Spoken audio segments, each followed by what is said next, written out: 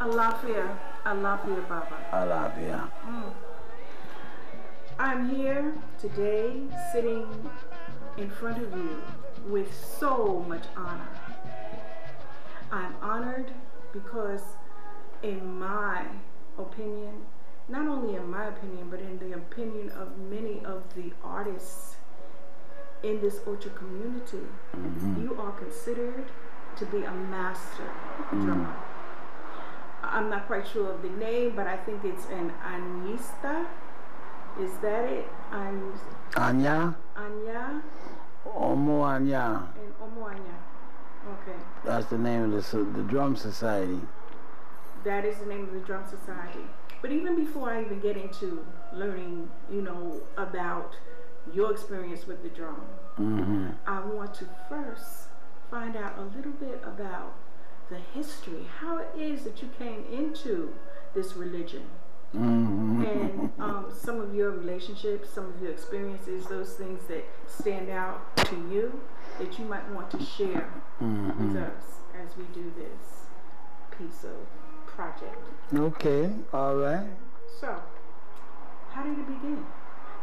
What opened your nose to this religion? The religion, or the drum, or the spirit of Anya?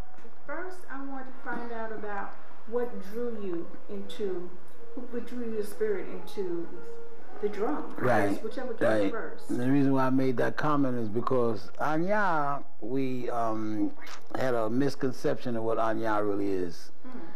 Anya, coming from the Nigerian Yoruba culture, is a spirit that exists in the universe that appears in every community in the form of sound. So this form of sound hit me, this form of sound called Anya, which means community music.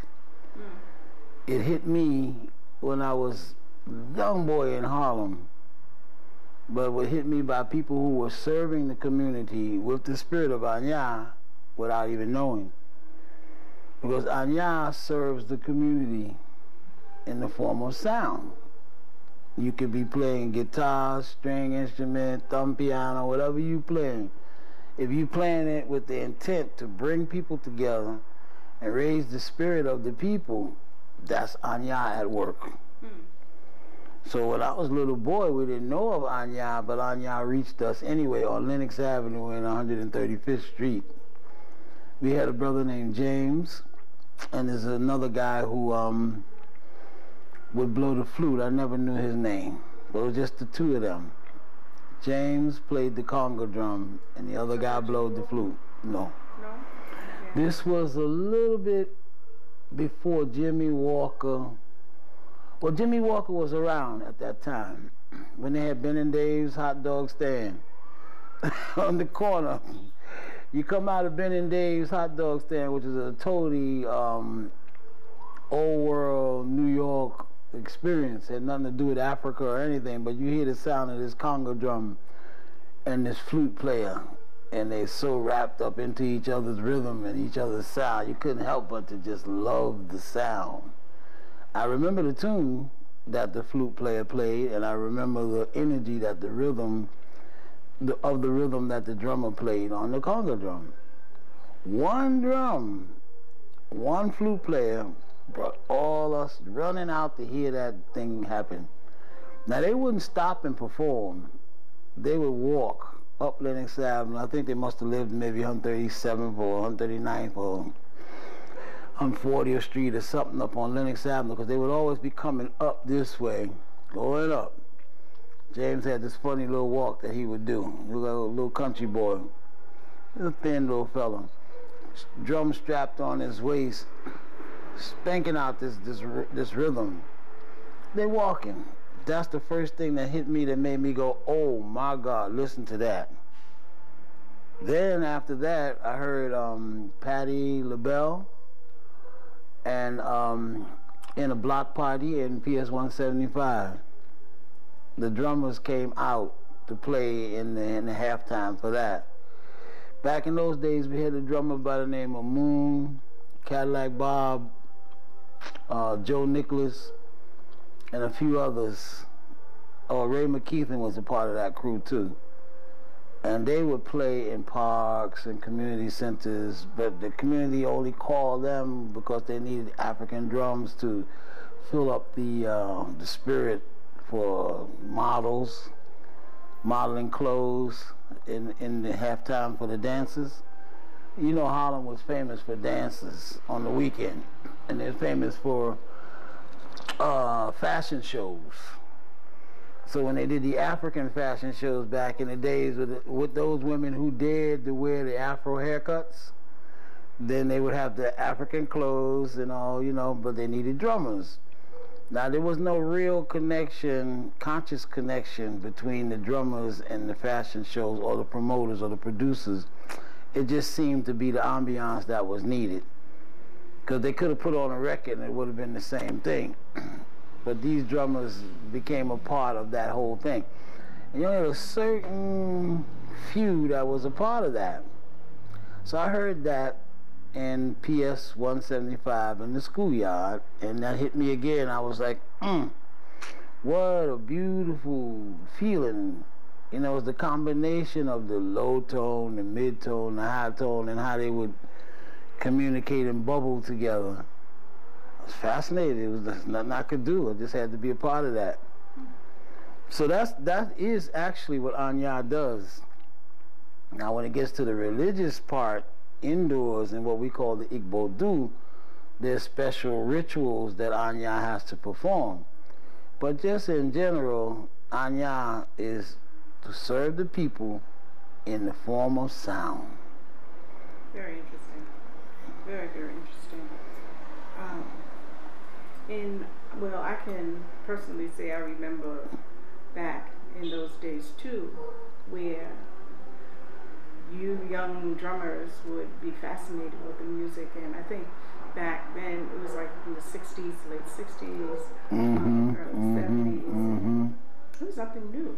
And I think it may have been new because of the political atmosphere at the time. We had just gotten the right to vote, and we were all coming out, and like you said, with the afros and right, and coming into consciousness. To get back into our religion, learning about our blackness, going back to Africa, what have you, getting into our culture. Not being afraid, right. And not being afraid. So, yes, I remember that. And living on 135th Street. What an experience. Right. Right. Exactly. We experienced that together. So, yes, I can remember somewhat of the experiences that the young brothers had. And with you in particular, I also know that with your involvement with the drums, that it led to some of the other drummers that were into the religious aspect of drumming. Okay, yeah. And that I would like to, find out how did that impact on you, or how did you impact on it in terms of the religious aspect? Well, you see, for me, I always wanted to fit in somewhere with the fellas and be down with the crew, that whole thing. Couldn't play basketball, couldn't play football, couldn't play basketball, any of those things, baseball, none of that. But music was the thing that I could do. And like in every country, like I see now today, you see kids all over the world learning how to play on cans, vegetable cans and fruit cans and bean cans and coffee cans. That's what they learn how to play on. And that's what we had. We had pots and pans, and one of the things that gave the best sound for a drummer was the railing on the bottom of the bed. You bang on that bed with your fist and you hear this total echo, boom. That was the tumbao that we used to get. And the cars, the bumper of the car, along the side of the bumper of the car, they don't have no bumpers on no cars no more. It's just the front of the car and then there's the light. Back in the day, there was a bumper on the side of the car. You hit that bumper, and people would gather, and then you start just... There was no songs for us to sing. We used to call it beating. We didn't say playing. We called it beating. You gonna go beating? Yeah, let's go beating. So we would go beating. That means we're gonna beat on the car, or we're gonna beat on the cans, And then one day we graduated to a little small Congo drum that somebody got from a pawn shop. Was no bigger than this. And that's how we got started playing for the people with the little drum. Now, meantime, my sisters are involved in the modeling and the making of the clothes. And then the dance classes and the actual drummers. So we had Mr. Denny Zulu, Nana Denny Zulu. He came to 134th Street where I had moved to and brought his drum, and he was courting my sister Vivian. And that's how it all started, with the real drums, the older guys and the more mature, situated drums. Before that, it was just like the spirit wanted us to beat on something because subconsciously we knew that it was something happy and good about this. When you hit that car, when you hit that bottom of that bed, that vibration was so pretty.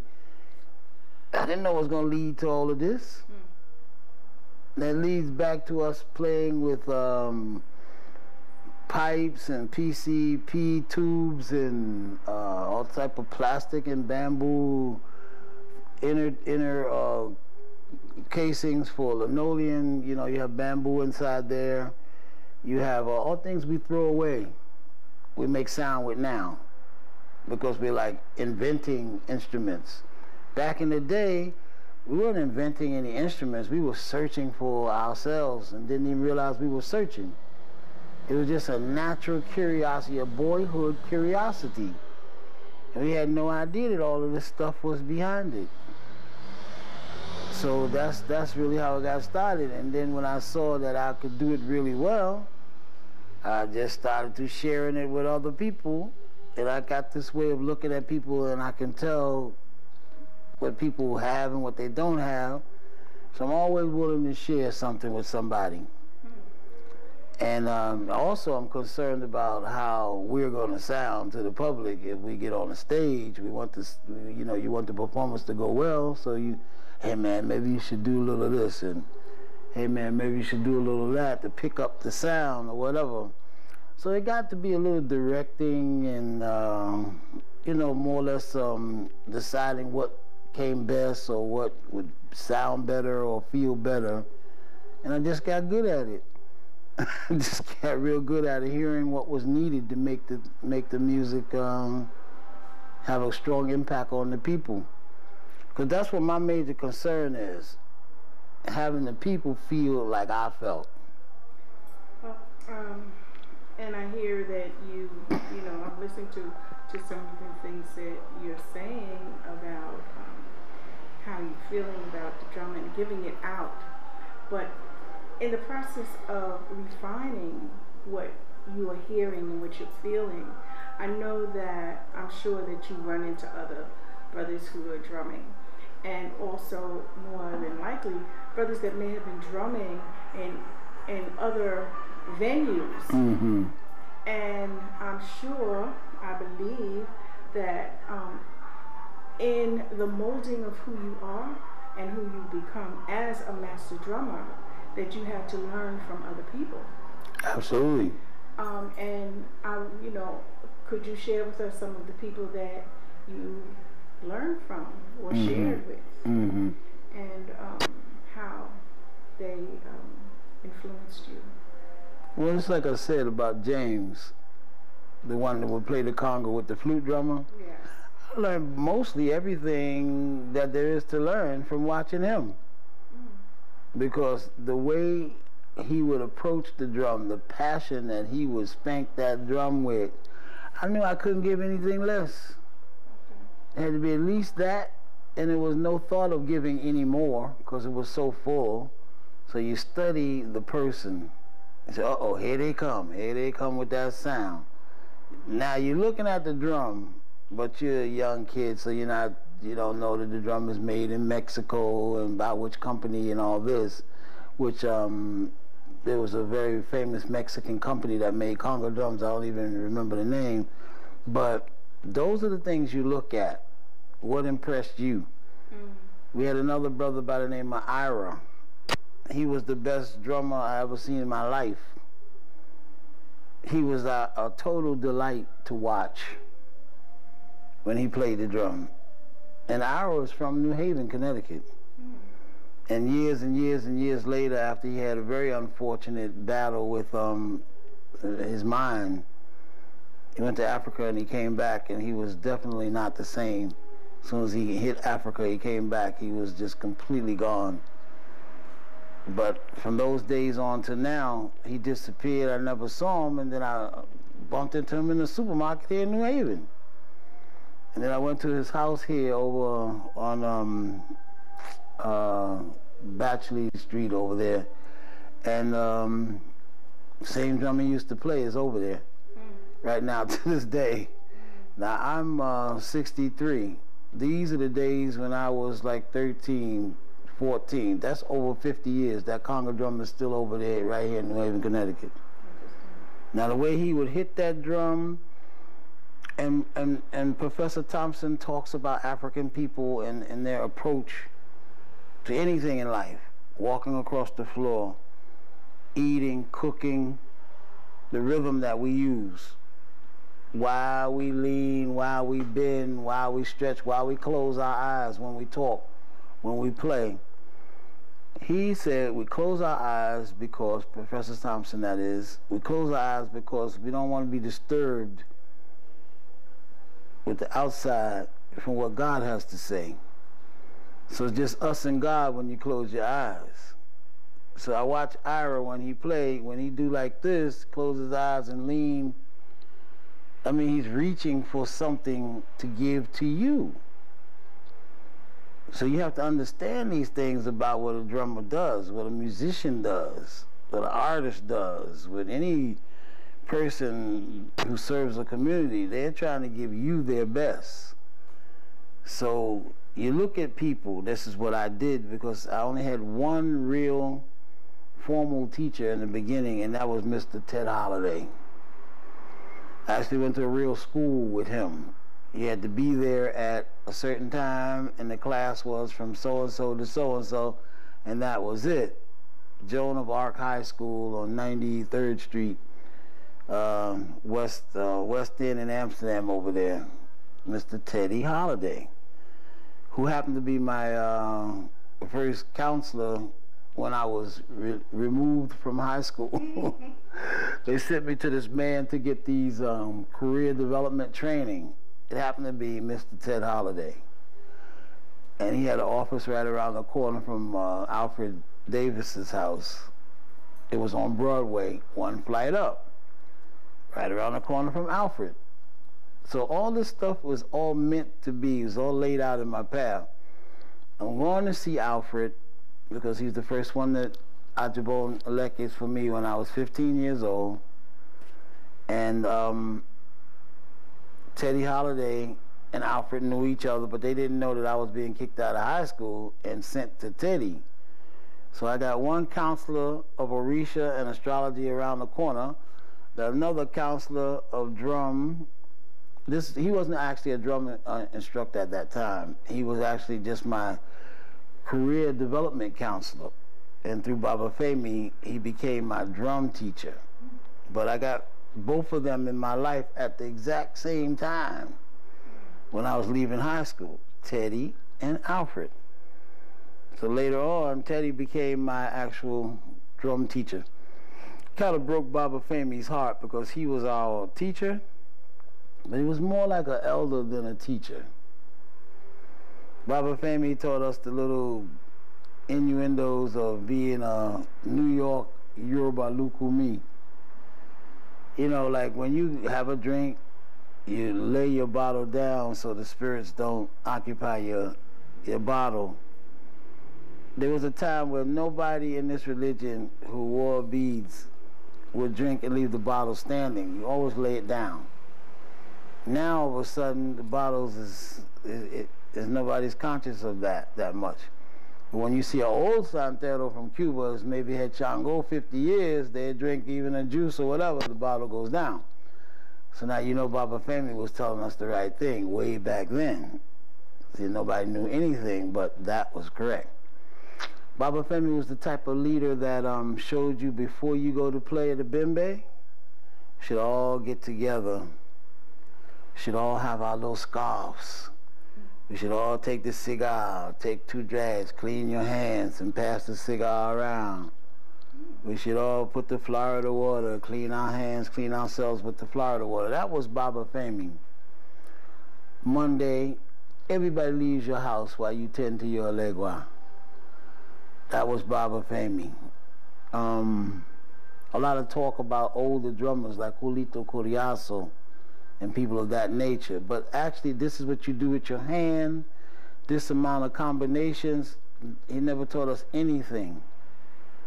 I went to Ted Holiday and I learned 3 of these on this side, 2 of these on this side. Tone, bass, slap, bass, tone, bass, slap, bass, tone, bass, slap, bass with one hand. Tone, tone, slap, slap, slap. Tone, tone, slap, slap, slap with the other hand. So that means you playing 2 drums while one go by yourself. Ting, ting, tock, tick, ting, ting, tock, tick, ting, ting, ting, tock, tock, tock, ting, ting, ting, ting, tock, tock, tock, ting, ting, ting, ting, tock, tock, tock, ting, ting, ting, ting, tock, tock, tock. That's a while one go by yourself.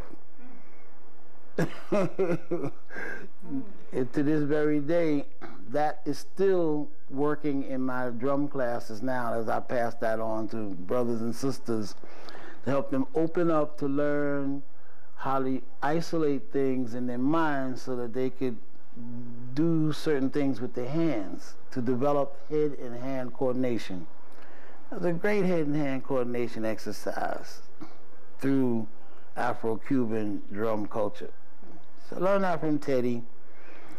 So many drummers, I'm in touch with street drummers, non-professionals.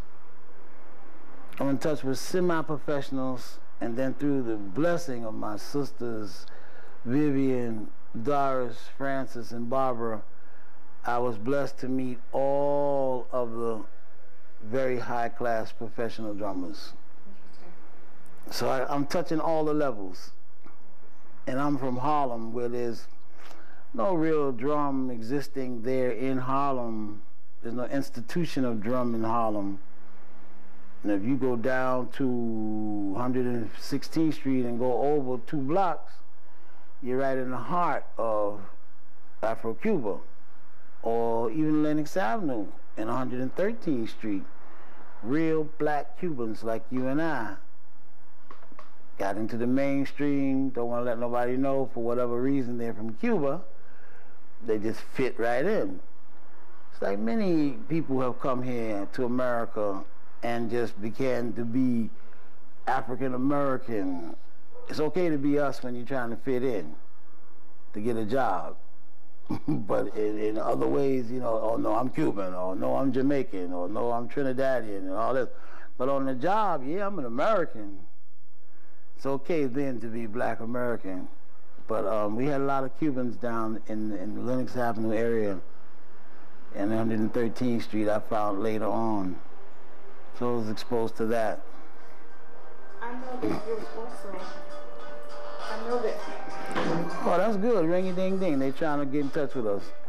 I hope that answers some of the question about how I got started and why this need to share everything that I acquired.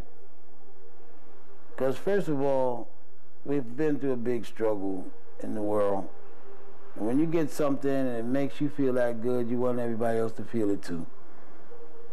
I do know that in Harlem there was, you know, another Renaissance, not just the Renaissance that we went through in the 50s and in the 40s, but in the 60s and 70s we also went through that Renaissance. And I remember different dance groups that began to be formed in Harlem. Black Rose had a dance group, and Chuck had a dance group, and La Rock Bay, and a few of the other. I was a part of the La Rock Bay Dance Company.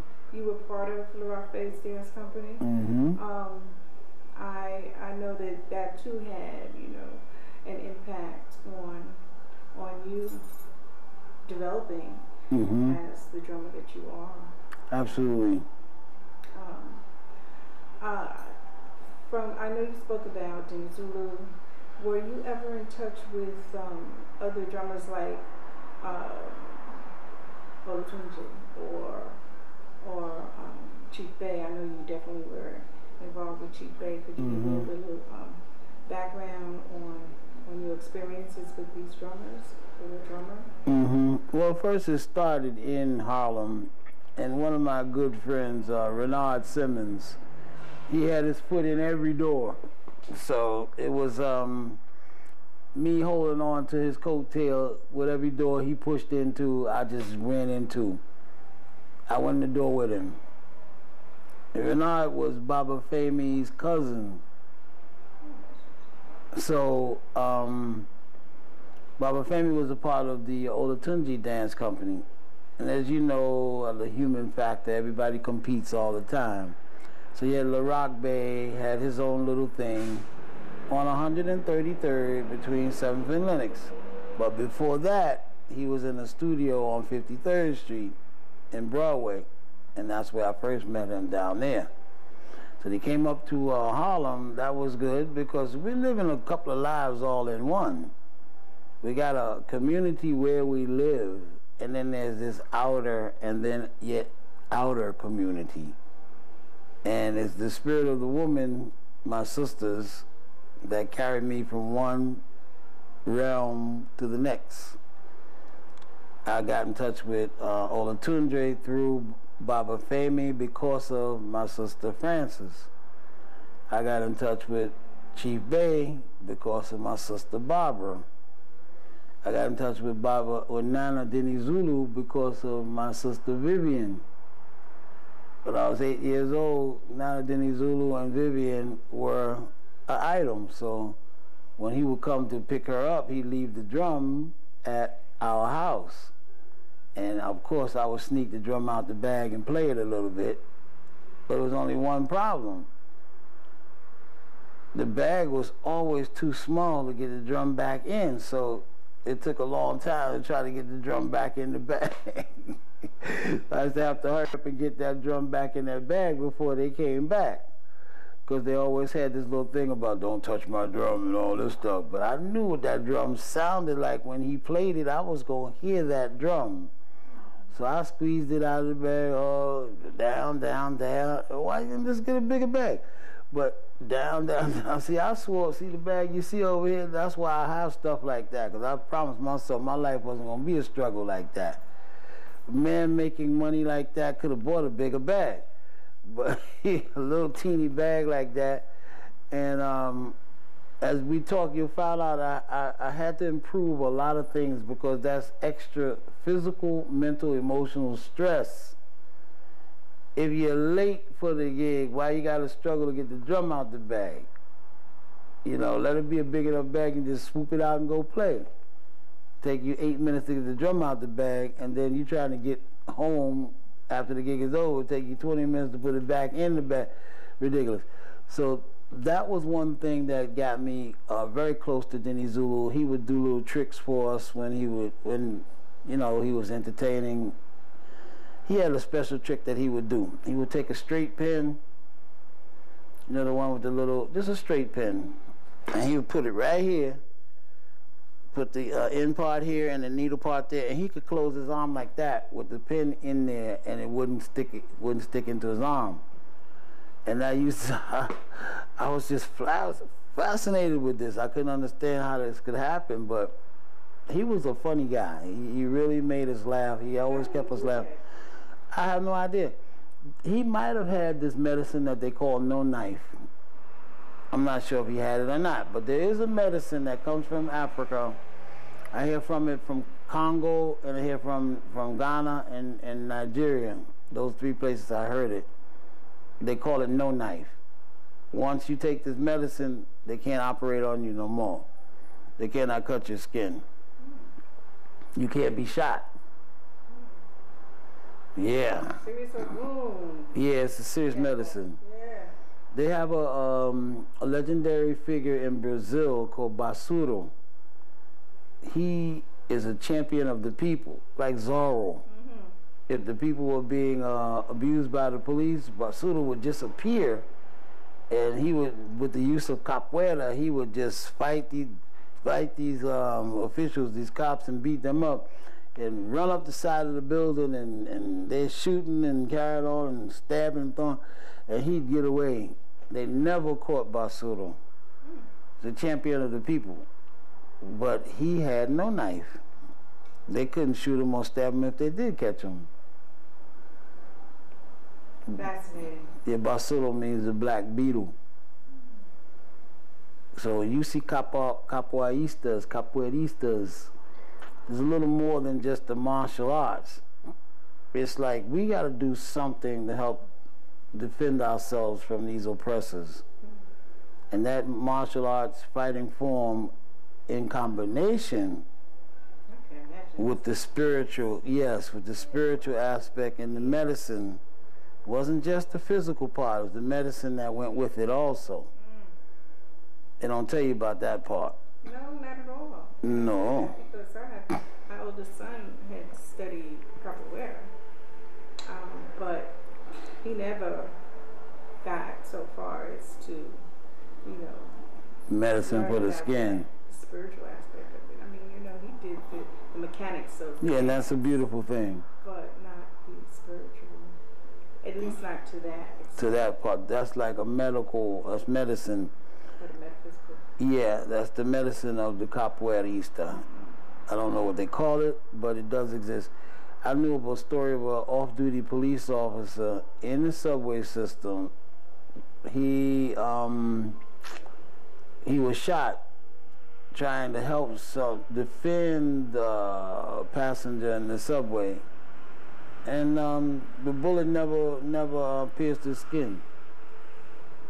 Off-duty police officer, but he went to Africa and got this no knife, and the story was out about that. This was years ago, but they don't publicize that one because you know that that's going to be one that they do not want publicized. And I'm sure there's many other medicines and many other tales that that are out there, but we are not privy to because it may be abused, or that too. You know, sometimes it gets into the wrong hands. Gets into the wrong hands, absolutely. Because I'm sure you have to have a spiritual outlook when you're using this, as opposed to absolutely. You have to have a certain upliftment of the spirit in the consciousness. So. True. I agree. Get into the wrong hands. It's yeses and no. That's why we have secret societies. And I know Yoruba is a secret society. Well, it's supposed to be. It is supposed to be. But you know, there are levels. And, you know, how it's practiced. Now there's always been, now I can't say always, but I'd say within the past 10, 15 years, there has been talk about not allowing the religion to be bastardized or to let go of the tradition and you know, really be able to maintain the culture of this religion as opposed to the religious aspect of it and the tradition. And true. It's been a hassle, especially with these youngsters coming in, but I can say that something that has been preserved and will always be preserved is the music. You know, the music and the dance. And maybe not even just the dance, because I've seen some dancing of the Orisha that is a little bit different. You know, they're bringing in, you know, new contemporary styles. Oh yeah, that definitely. With the dances of each of the Orisha. But the music and the songs and the rhythm, that spirit seems to remain. You know, that seems to stay the same, because I believe that the words are from the ancient language of Lucumi. Not just the spiritual language of the drum and the resounding of the music, but also the words, which have a certain impact on what's being put out there into the universe. True. So I know the music is very important to the people who sing, which I believe they're called akpons, and to the drummers, or the Omo Anya. See. Now, as an Omo Anya, isn't there a ritual that you have to go through in order to be? Is that a particular secret society? Well, that's one of the last secret societies that we have acquired in our recovery of our African culture. One after the other, we're just acquiring all this knowledge and leaping these bounds that were like blocked to us in the past. Now we're just leaping over these hurdles now and going deeper and deeper into all of these aspects of the culture that was supposedly we were shut out of. But no, we are now becoming more what do you call it, comfortable with receiving these new cultures, and instead of changing them and making the people more fearful of us as we enter these different societies like Oriete, Olorisha, and all these others. Olorisha, then Oriete, Babalawo, and all this. It was one said, oh no, you can't never do that because they just don't understand. This is one of the reasons why I could understand them not wanting to share these things with us or let it out. When you say they and we, could you distinguish what you mean by they and we? The they is the people who were born in it in Cuba and had it for so long. The we is the us who were born here that have been drawn to it and that have no choice of whether or not we're going to be drawn to it or not. We're being drawn by the forces. A conscious force is drawing us all into this to help us straighten our lives out. Now we have choices. We could go down any road or any door. Just like the game shows. Those game shows are created because of a different phase of life or aspect of life. When you get to that point where you have choices, and there are consequences to every choice. Sometimes a big ire, a big fortune, sometimes a small ire, or no fortune, or what we call an osobo. You can say you take door number 1 or door number 2 or door number 3. Sometimes door number 3 has a car behind it or a box of money, and they say, oh, since you got that, we'll give you what's in this little box right here for that door, which you know has the car.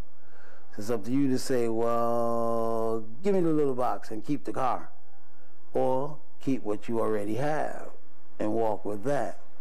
Life is the same way. You know, the game show is designed after us, not us after the game show. So, you know, it's a matter of now we're becoming more comfortable with the things that we have discovered, like divination, reading of different sorts and different levels, and they're becoming more comfortable with us acquiring it because they see the results of the work that we are producing. It's interesting that you say they, the Cubans, and we, those who have been born here in the United States. I'd like to know, in your opinion, how does the African system affect, or what effect has it had on we here in the United States and they there in Cuba? The African system? Mm-hmm. Well, first of all, the African system is the system. Okay. There's no other system. Everything else is a variation of the system. The Yoruba Ifa culture is the way. And if we want to modify it, because let's say we're in a place where you can't find any coconuts, what are you going to do? You got to figure out something else you could use. The coconuts are very rare, or every time you crack one open it's rotten, so you just use the shell and paint the inside of the shell white. the other side is black, and the inside is white. So you had to make a change. So when it comes to the music, you know, and we listen to the Lucumi music as it's played through the Afro-Cuban drums. Is there a difference in hearing how the Africans play the drums to that Orisha? Yeah, absolutely, because the African drum is meant to speak with the tonation of the language that they speak, such as every drum. Every drum speaks like the people. When they fix the drums in Nigeria, they are made with a very thin goat skin, so they can reach all the pitches in an octave. We don't have a drum, so we're not even involved in that. So the thing is, a Cuban drum was made to fit the way they talk. Drum from Guinea is made to fit the way they talk. That is so very interesting. Yeah, when you see a Guinea drum is made maybe with a goat skin, just like a Mali drum, but they tighten it a different way, or they use a different thickness to create the sound. Ghana drums different because they wanted the way the Ghana people talk. Congo drums especially, there's a big difference. They don't have a really thin, they have no drums in the Congo with thin goat skins. I haven't found any of those.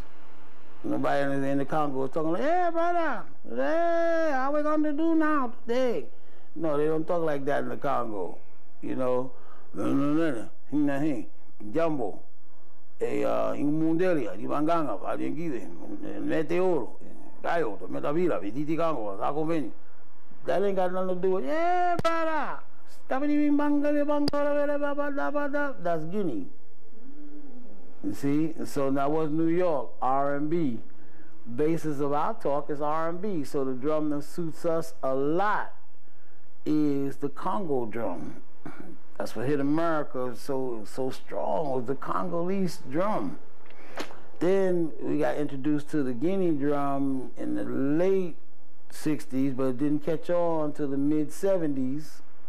And everybody wants to play a Guinea drum, but that's after the whole big surge of cocaine hit America. Cocaine hit America, everybody became Paris. Chop, chop, chop, chop, chop, chop, chop. You wouldn't talk like that. You talk like a parrot. Chop, chop, chop, chop, chop, chop. You're repeating everything you hear. That's what Guinea drum do.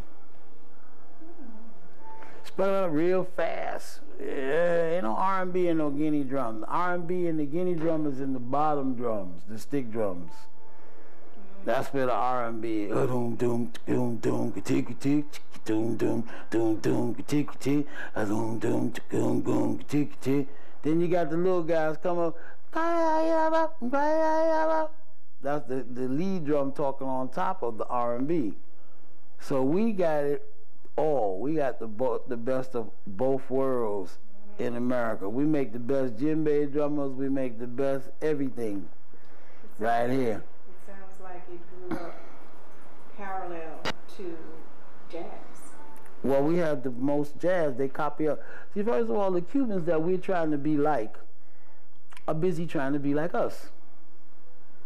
They want to wear the pants with the pleat in them. They want to dress just like Meyer Lansky. But we started dressing like Meyer Lansky first, before the Italians went to Cuba. Southern boys come from the South. They ain't dressing like little country boys no more. They want to be city slickers. So the Cubans see us. Where can they fit in the world? In places that vibrate like that. Harlem, Paris, London, you know, places like that.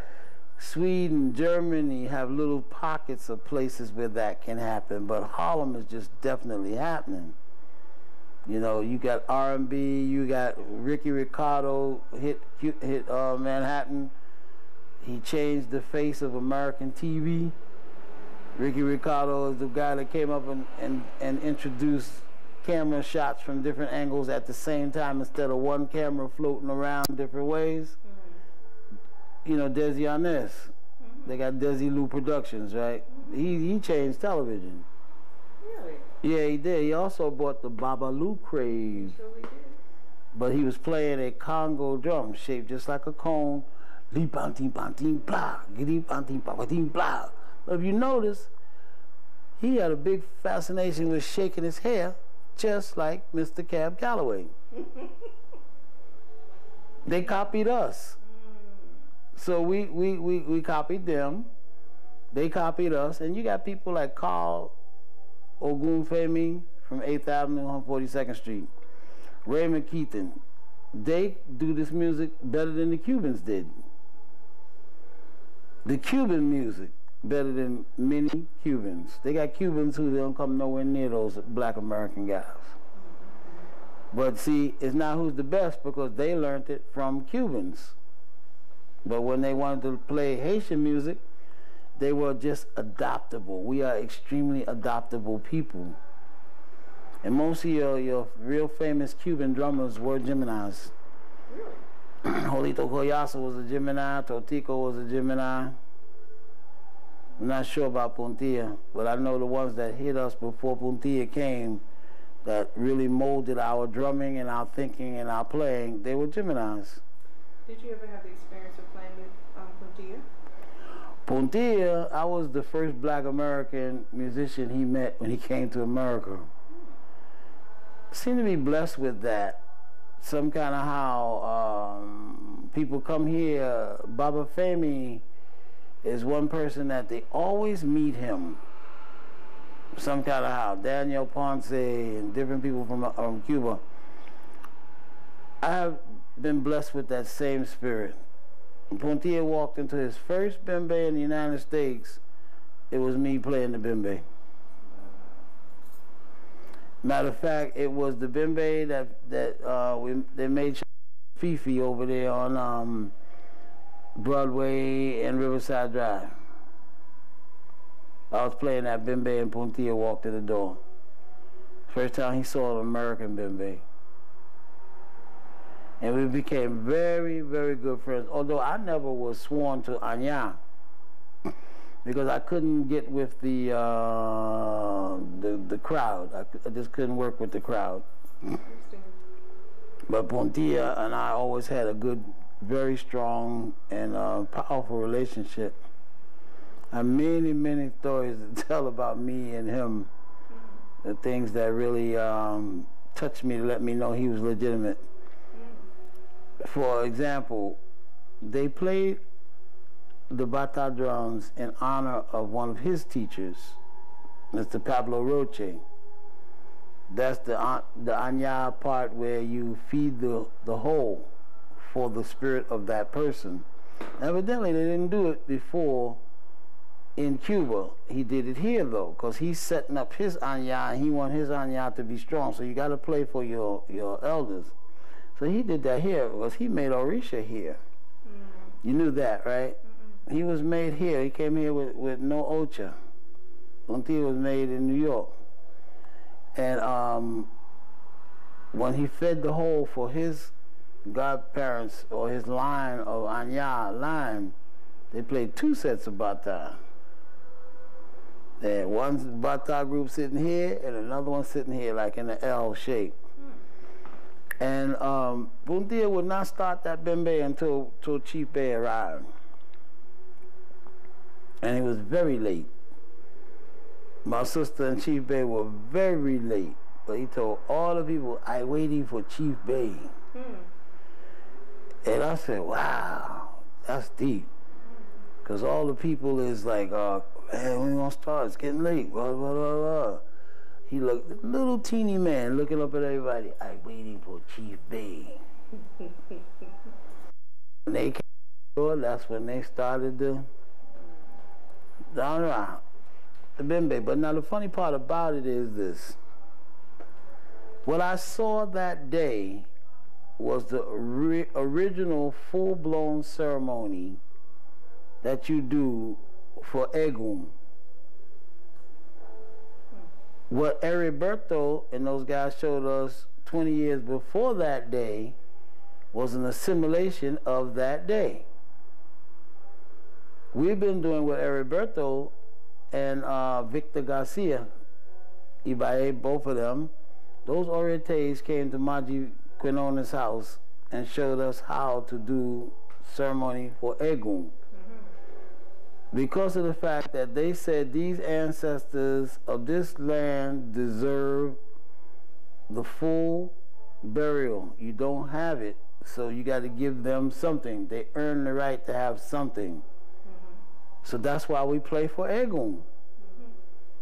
And at that time, it was definitely incomplete because there's no such thing as a bembe for Egun. There's no such thing as an oral for Egun. It just doesn't exist. We made that up here. Either you're going to play for Egun or you're not. There's no oral for Egun and then they're supposed to be happy because I played for Egun. If you play for Egun, you better bring the plates out and feed the ground. 121 plates of different food go in the ground, and the godchildren line up in order of who they are. When they were born, they line up across the thing, and everybody gives their tribute to the hole where the godparent was buried. And that is in Ra. That's in the on Ra. But what we do is an assimilation of the On Ra, which is no such thing. We made that up because there were no drums to play the real ceremony. And there were no drummers who knew the real ceremony.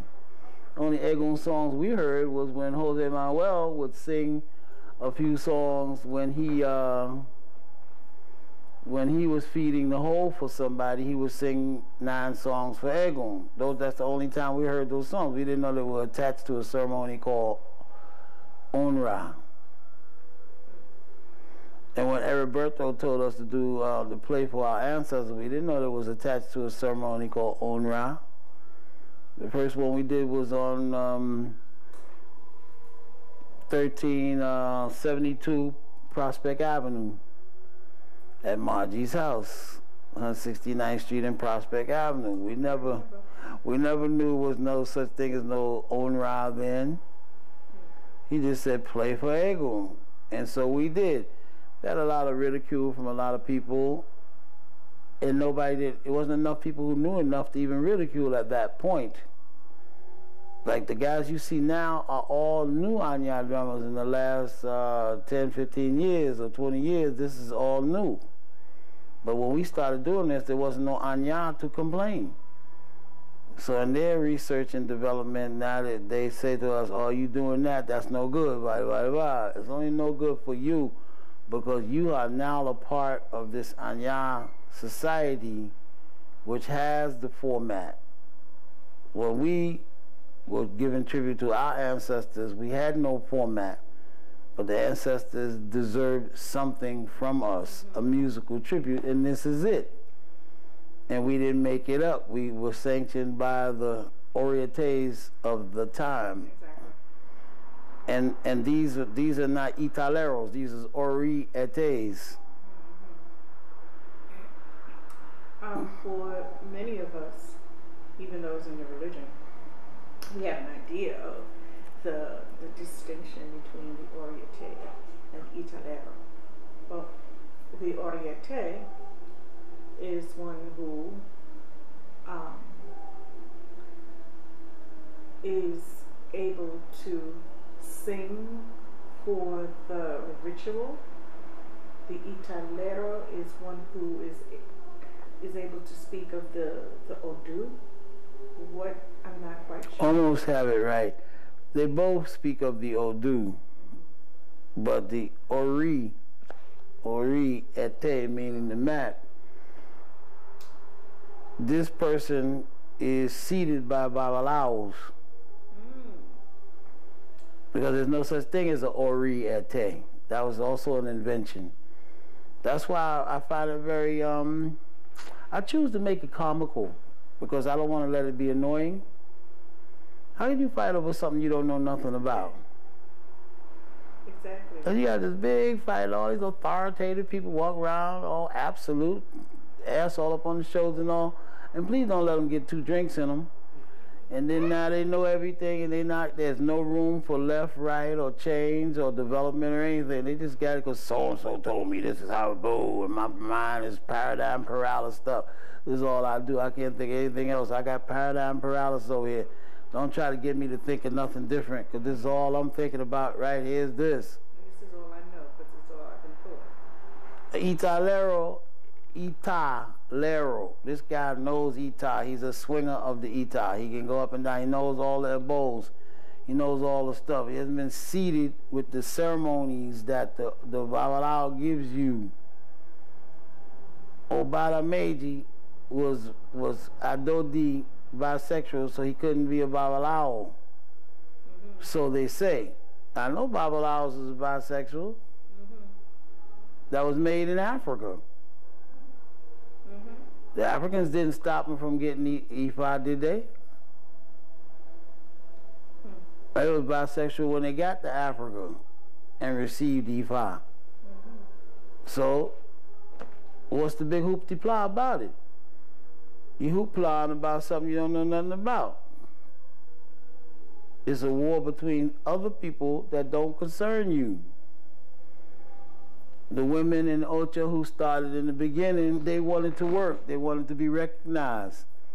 Obada Meiji wanted to be a Babalao. Now, if he would have been allowed to be a Babalao, he would not have been with those women with that argument that they had, because he'd have been a Babalao. But he couldn't be a Babalao, so he's in an argument with them against the Babalaos. So he's against the Babalaos, but that's because he tried to be a Babalao and couldn't be a Babalao because they wouldn't let him in at the time. So what's the difference in the Africans then? It wasn't the Africans, because he came here with Shango. So now the Babalaos that were here, which I don't know too much about, would not initiate him as a son of Ifa. So he became a Italero. Now whether he received all the ceremonies that the Babalaos give the Italero, I don't know. But look at Lazaro, the Ochungeri. He is a gay man, bisexual man, and he has several powerful sons that sing and dance and work Ocha and body boop bam bam. Many Ochas, cut many Ochas. And ain't nobody and works with the Babalao house. He is an Oriente that works with the Babalao house. See, when you're an Oriente that opposes the Babalao house, then you actually are just what they call an Italero. The Ifa and Orisha go together. There's no separation. We don't use Babalaos. Get the heck out of here. What's that on your wrist? What's that little green and yellow thing you got on your wrist? Or that red and green thing you got on your wrist? What's that for? That's because you know the old dude that talks about Orumula's children being saved from Iku, so that's why you got it on there. But I know you didn't just go get one and put it on yourself. Okay. Had to come from someplace, so you must believe. You went to a Babalao and got it. But now you don't want nothing to do with the Babalaos. I see it every day. You don't trust them guys because they this and they that, but you got the thing on your wrist. But the thing is, the way to deal with Ifa and Ochungeri does. Babalao house, in a house of Ifa. Work together. The things that the Babalao will not do, Pal Niache. I just have to do that. I know that in the Ochas that I've made, well, at least the first two, work with, and there was one point in the ceremony where Babalao had to come, and he come and do part of the Matakansa. And you know, from what I heard, that is the way it's supposed to be, because they did the Ebo Entrada and am I talking about this stuff? The Babalao is supposed to do the Matanza. The Orientales decided that they was going to do the Matanzas now because they have the knife. But having the knife is a controversial subject. they say you have to have knife because of this, that, and other. Some people say the knife was just something that was just invented because you're going to normally get the knife when you get tech, and you're going to get the knife when you become a Babalosha. Knife goes with both of those. You see, because the Ori Ete at times does the whole ceremony. The Ori Etes that work with the Babalawos don't do the whole ceremony. They everything, and they let the Babalawo come and do the killing. Babalawo marks the Ocha and comes and does the killing. And he does the... Now the Ori Ete Ebo marks the head, does the killing, scrapes the hair, everything. Ori Ete does everything. He wasn't made to do all that in the beginning. So they have to work together. This guy does that, she does this, and she does that. Now the way they got it is either we do it this way or y'all do it that way. And y'all do it that way, and that's all in between us. That's very interesting. To have that issue brought to light. Yeah. I know many of us are ignorant in terms of the protocol. Myself included. We should not have a wall in between us. And the wall is getting thinner and thinner because there's not much to hold up anymore. What do you mean by that? Well, you went on first sympathetic magic by your godparents and elders who scared you half to death, and who were so authoritative that you thought only they knew. That's where you really got the thought from in the first place. It came from people like that who didn't really know, but they just felt that way because their grandparents, their godparents told them. So, that's fading out now because a lot of them are, a lot of people are finding out that it's one religion, but then the minute you find that and you open up your heart, then you got people who make Ifa that discredit what Ifa is or shame the Ifa tradition and make you want to just stay over here and we don't deal with Baba. It's only because certain individuals have disappointed you, not necessarily what goes on in the religion. And you can live happily from now till the cows come home being an Olorisha. Because look at this, when you're in Oyo, this Shango's country, right? Now we always check to see which one of the Orishas is your head. When you're in Oyo, you better have Shango as a part of your, is the main thing in your house. That's what you got. You got Shango in the Oyo tradition. But I don't know all of what I'm saying. But the thing is, Oshogbo, that's Oshun's place, right? Maybe the birthplace, but they will have Shangos and everybody else living there.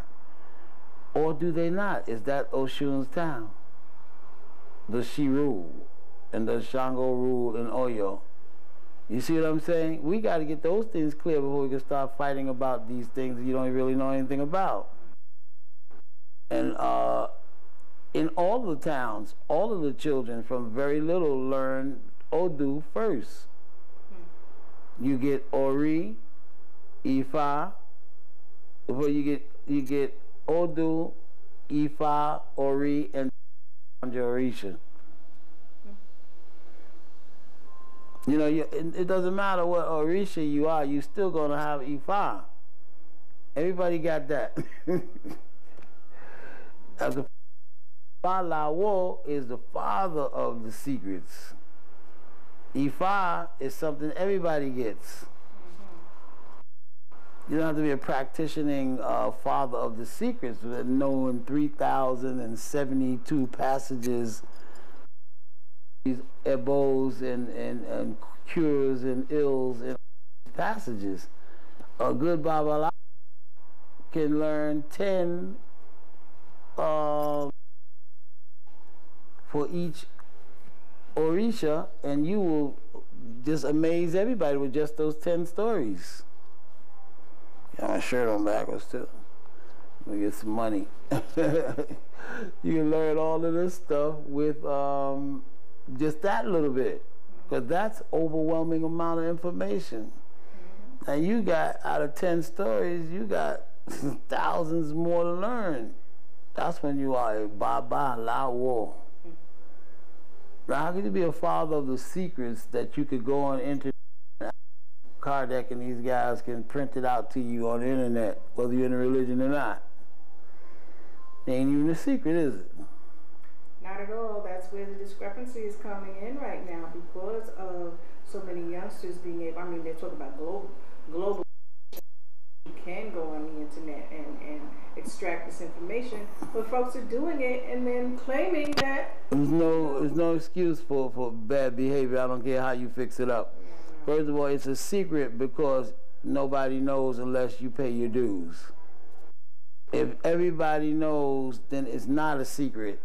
And they said, father of the secrets. What secrets are you talking about if everybody knows? So we're not going to do a semantic wordplay. What we're going to do is be realistic. It can't be on the internet. Shouldn't be on the internet. It can't be. If they put it on the internet, that's their business. Exactly. But it can't be on the internet and be legit. The question about it is not discussed because of the fact that this is all we have. And the only ones that put it on the internet are those who have a resentment for it. Or ignorance. Well, see, that's always, in my opinion, what you call a disturbed mind wants to break the rules and call it progress. That's mental illness. That's not progress. You want to break the rules, lovely and precious, just because you were born out of it and you found a way into it by breaking the rules and then calling it progress. And then want everybody to sympathize and empathize, because they also have been denied the automatic entry. No, you got to do the same thing every other secret society does. You have to pay your dues, get and wait till you've been sanctioned by the elders, and that's it. There's nothing to discuss. Very interesting, Baba. You know, it's been a great, a lot of information here that you're getting. But at this point right now, I really want to find out a little bit more about, and I know that here in Connecticut, you've been involved with different organizations, and over the years, over the 20 years, not only here in Connecticut, but in Cleveland, Ohio, I'm sure, I know, New Jersey, Florida, California, Chicago,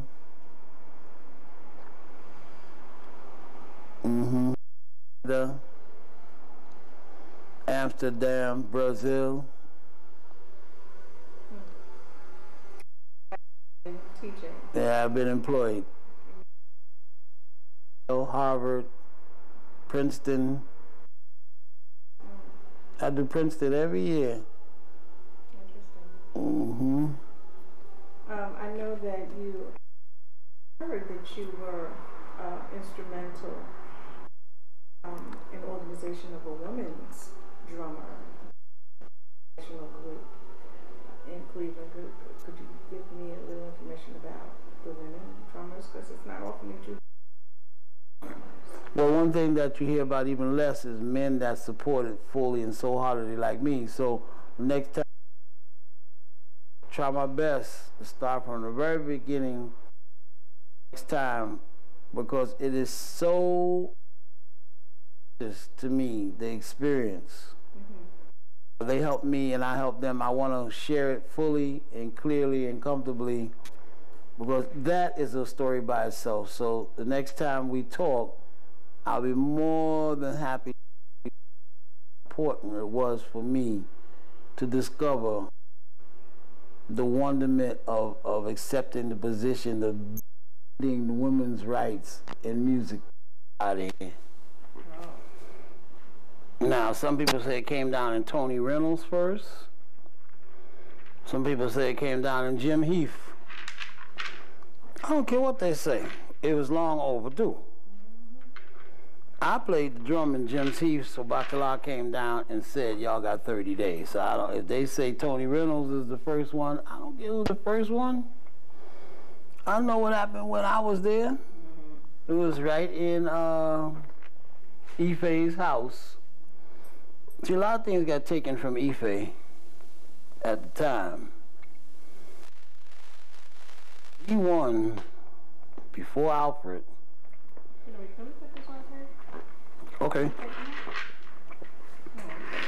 Ife was the first one before Alfred, before Oseye, before any of those people, Stephanie or any of them. And she was not the oldest priest Alfred had, but she was the one who started the ego development. The first one, even before Margie. Margie just started the ego, the misas. See, Sunta never had misas like what we do now. Yomi's whole house. I was a part of Yomi's house before Yomi and them was a part of that house. Sunta was my godmother, and then Baba Femi brought Yomi to the Bronx to be with us. That brought Chuck Davis and his whole, and Goma and everybody else, Norma Dean and Goma and all the rest of them. They all came to the Bronx, to Davidson Avenue with Yomi and Carol. But Yomi and Carol came to Davidson Avenue because of Baba Femi. Baba Femi came to Davidson Avenue because of my dear mother.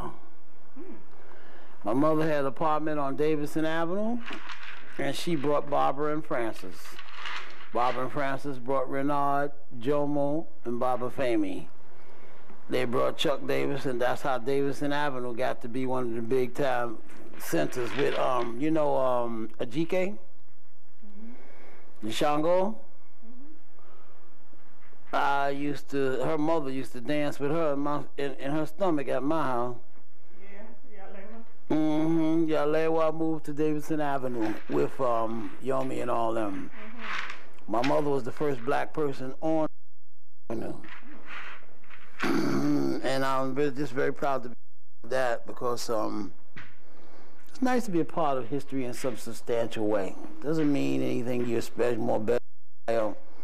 It's just very special to be a part of those things. I'm just one of the black men who observed the fact, like I told you when we after the break, we was going to start talking about my appreciation and my involvement and my appreciation with the women drummers, my experience of the word. Well, I have many stories to tell about that. One, Imani Shango, she always stuck close to me, had me come into, I stuck close to her. I played for her many times before she was initiated and all of that. The principal or assistant principal of a school or something. And Imani was one of the girls that always looked after me. And she had a sister, Ogun Ronke, Sheila. Sheila used to look after me when I was in New York. I was down on my luck, but these sisters never turned their back on me, and they trusted me explicitly. They leave me in their house, go out. The only time I couldn't be in their house is when they had personal, private company. Then I had to go take a walk. But before that, it was just like, oh, brother, where else you think you staying? You ain't got no place to stay, you staying here. But I couldn't go to none of my so-called straight, what do you call it, heterosexual people, and stay in their house. It was my gay community that housed me and helped me out. And my ostracized community. Fifi ain't a big shot in the community. She opened the doors to me. Imani kept her doors open to me. People like Yomi and Carol, they kept their doors open to me. But when my sister brought me to the drum when I was 8 years old, so I gotta be open-minded when it comes to drum and dance. 8 years old, Denny Zulu and the boys couldn't make the dance class, so my sister told me I gotta play the drum for the class. I said, you know, I'm used to peeking at people at 8 years old, wasn't involved in anything, didn't have a substantial conversation or anything. I'm like the little boy in the bunch. When they put me on that drum, like, oh, my man. you have been chosen. This is right after the time of seeing James and all of them in the schoolyard, Patty LaBelle and all of them with the congas in the schoolyard. And incidentally, in the schoolyard, 175 schoolyard, there was a picture of an emblem of the name of the school, PS 175. It was on this big black and red emblem that was painted on the ground at the door. When you walk in the schoolyard, you look on the ground, it's a black and red thing that said PS 175. Elegua. That's where it all started for me, between that, and I'm getting both worlds then too. Even up to high school, I'm in the Puerto Rican community embracing the conga drum. But I'm having my Black American struggle where we don't fit nowhere. We don't fit with the Africans, we don't fit with the Latinos. We haven't been inducted into R&B. Motown hadn't discovered the conga drum yet. And we're still being,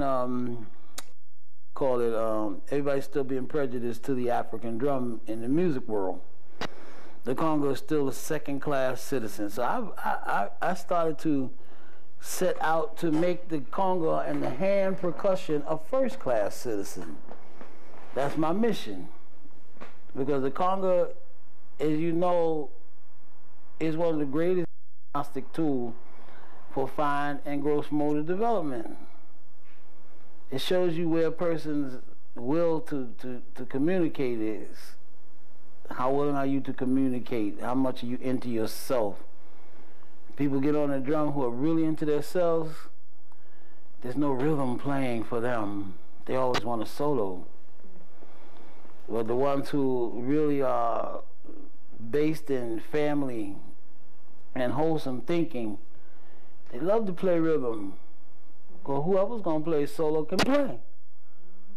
They'll get a turn solo too. Well, some people just never going to play no rhythm for you to play solo. I was always a rhythm drummer and a solo drummer.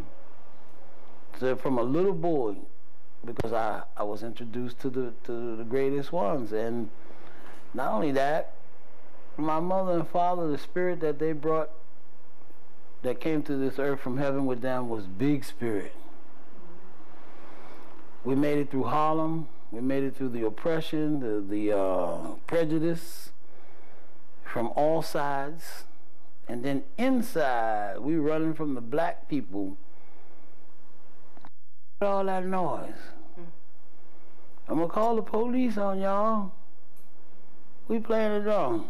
So with all of this, when I meet the women drummers who have a great need to play, they look just like me. Is a group of people with a great need to play, that have been ostracized and this, that, and the other. It's the same thing. So it's very sympathetic to them because of the fact that my godfather, Chief Bey, God rest his soul, and peace him and my sister, Ogunrele. The two of them, Barbara was an undercover drummer. And Francis is an undercover singer and dancer. The music runs in the women in my family. Vivian and Doris are dancers, for sure. It ran in our family. And they are the ones who told me that a woman's job is to really make sure that their man is being a man. So I mean, they got to do their part as a woman, but they also got to have that watchful eye. Man's falling off when his game needs to be sharpening up. My sisters have that amazing ability to sharpen a brother's game. I've always seen that in the men that they've had. So I always wanted to be that kind of guy too. I wanted to be the kind of guy that had a sharp game when it came to the women, in terms of being ready for them, being there, doing my part, trustworthy, and all that. Even when I was down in the street, you know, maybe I get drastic, but I'm leaving, goodbye, you know, well, I'm going to take that flower pot with me so I have some money to buy some supplies or whatever. But Nobody ever have to worry about me stealing nothing from them. Ever. And Chief Bay and Barbara left their house. Chief Bay owed me his more. She owed me all kind of money when I left. It's backwards and forwards. People owe me, I owe them. But it's the woman who saved me when everybody turned their back. Every single time.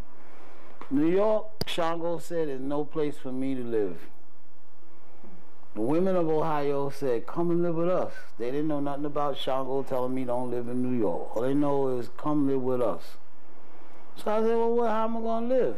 How am I going to support myself? What am I going to do for money? They said, we got plenty of jobs for you. And that they did.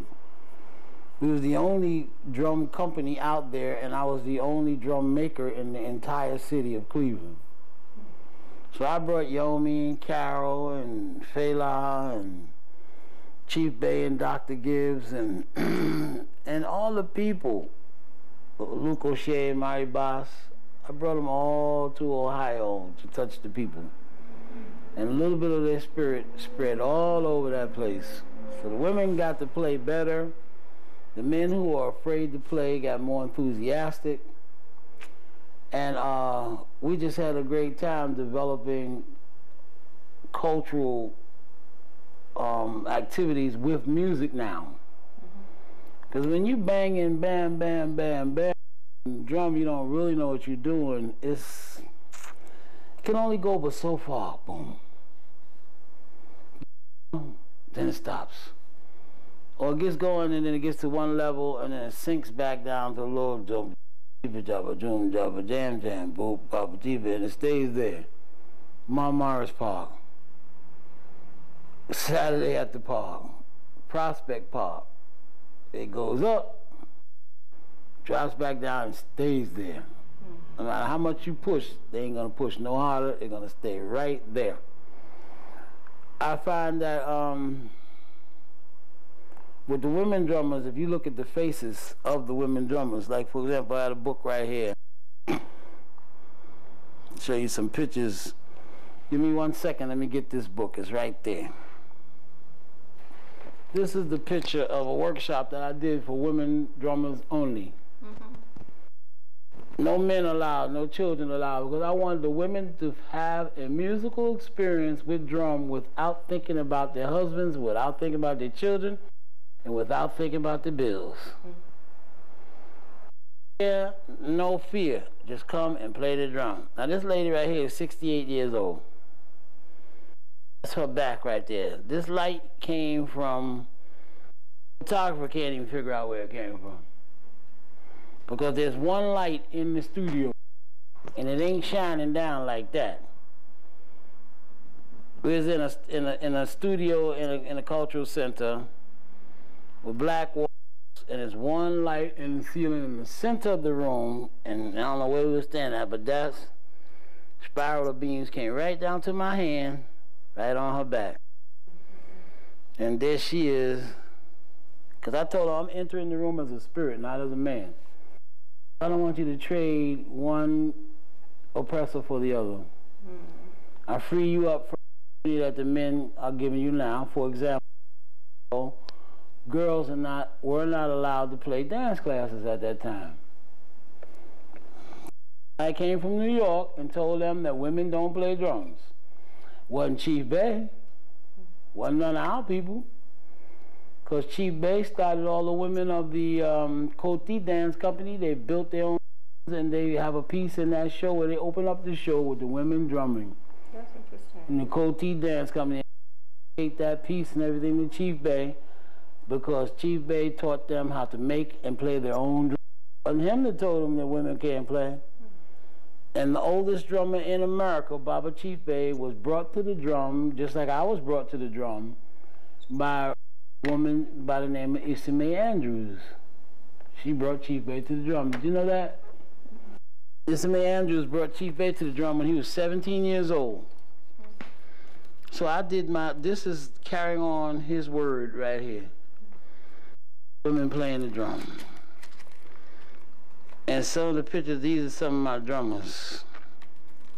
That's Chara before she came to New York. got made over by Sabrina. She would not let go of my coat. I just tried to shake off. She wouldn't let go.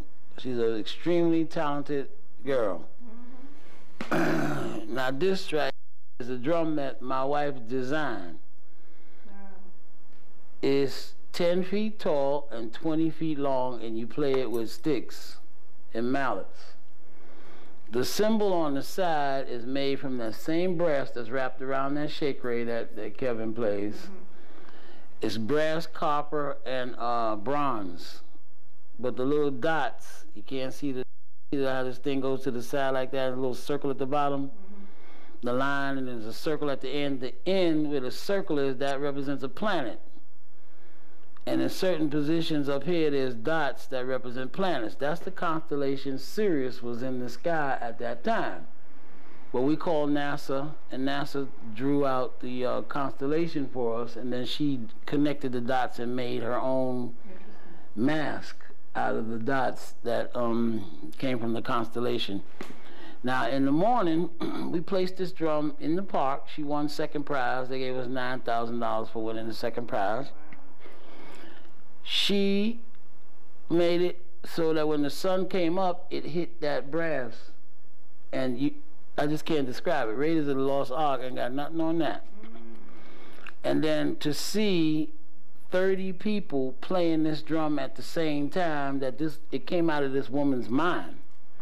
She went to Chief Bay's house and saw a miniature one of these from Africa. See, the top has a hole in it. It's a slit log drum. It's a wooden drum like that, but it's flat. Chief Bay had a small one, stood about this high. She came home and asked us to build this one, so I got some of my students together and we built that one for her.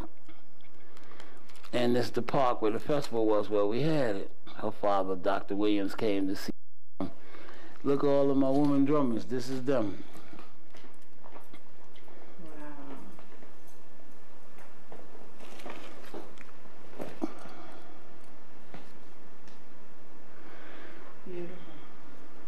Now all the girls in my crew, they all made their own drum. Just like Coty and women made their own drums. They all made their own drums. And that little young lady on that photograph you said was so pretty, that's her right there. When she was a little girl. See, that's her when she grew up and got married. Williams, he has a child psychology, works in a child psychology clinic around the corner from here. Okay. This guy right here, that's her cousin. We moved to Connecticut. We didn't know that her cousin had a practice around the corner. So this, and here go my woman drummers right here. These are my two white drummers right here. They was a couple when I moved in. Abena and Linda, those are my two wives.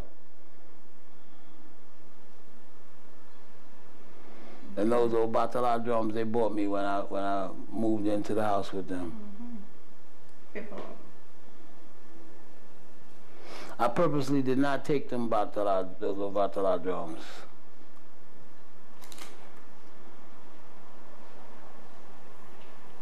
Wow, look at these sisters.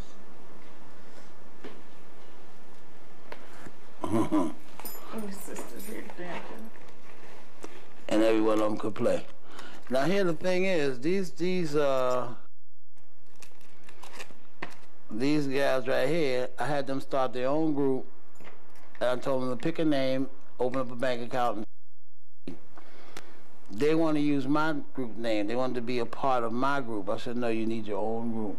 So I forced them to get their own group. Workshop, part of the money that they paid me for this workshop, I used that money to open a bank account for them to get started with. Just to set the example, set the tone, to let them know when you study long, you study wrong. If you get busy and get smart, you'll be ready. See, that's a better look at the on the tip right there. That's the position where the stars go. The stars was in position there on those spots, so she just connected the lines. The lines are hers and it's in the sky. And we drug this thing all the way across town from the workshop to this place right here for this. It was the first time all of the damn companies together in Ohio. That woman brought all of those people together. Now look at these ladies. That's all they. This can happen in any city, anywhere. Now once you learn how to make a drum and build a drum like everything, stain it, mount the head and all that, you can teach your son and your daughter how to do the same thing. I'm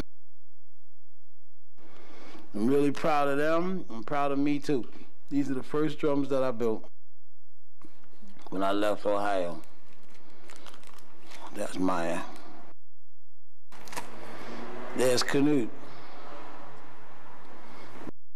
Canute. We had Chicago people. We had Pittsburgh people. Dayton, Cleveland, Cincinnati, New York. On the same show with no rehearsal.